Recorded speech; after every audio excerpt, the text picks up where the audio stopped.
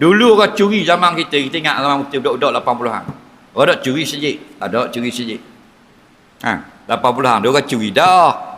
Hari-hari orang curi. Dah masuk curi sejik. Lah ni masuk sejik.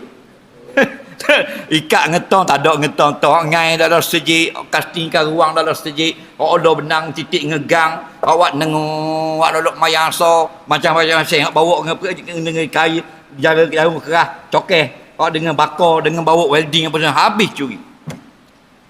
Ni hari ni bahan biji zakat pula ni. Berapa juta? 2 juta.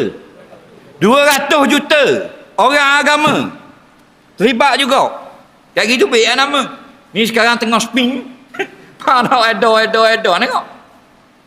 Itu orang curi je Melo bahan 3 bulan je. Curi Melo. Curi telur 4 utir 6 bulan je. Faham lagi? Kayak gitu tengok. Ratus-ratus juta. Tak lakut sikit dah. Piti zakat. Piti orang miskin. Faham?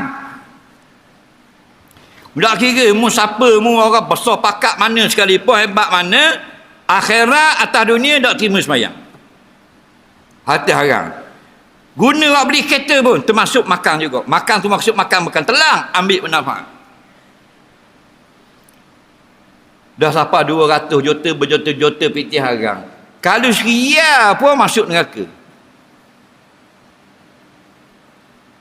Sahabat Nabi berkata, Manishtara sauban bi asyarati darahima.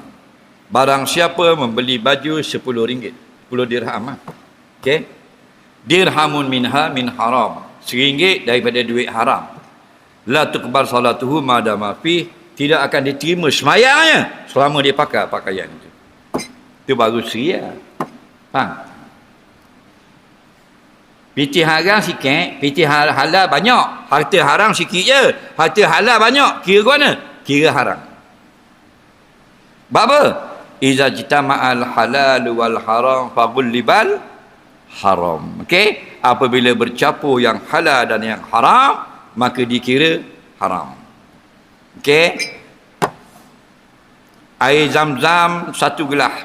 Air kecing 1 titik. Boleh minum? Air zam-zam segelas. Kecing setitik dalam. Kucak-kucak-kucak boleh minum. Ambus titik kan? Fagullibal haram, dimenangkan hukum haram.